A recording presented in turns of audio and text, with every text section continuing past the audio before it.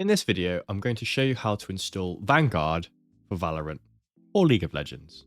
There can be many reasons why Vanguard isn't installed or isn't working correctly within your PC configuration, but it is absolutely essential to have it installed for any of Riot's online games. First thing we need to do is head on down to the search bar and type in add or remove programs. With this now open, we want to head to the search bar and type in Vanguard. And if Riot Vanguard shows up here, what we need to do is uninstall it. As you can see for me, although it's there on the list, when I actually try and uninstall it, it says that it does not exist. That's okay, we can move on to the next step. Now, if we close that and open the search bar again, and type in CMD, right click on the command prompt and click run as administrator.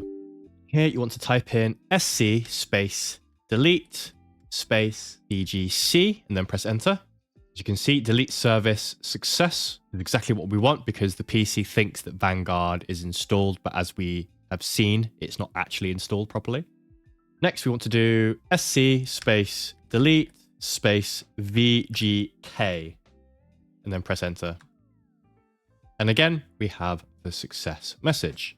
Now that that's done, we can close the command prompt and we can again find the Riot client and run that as administrator.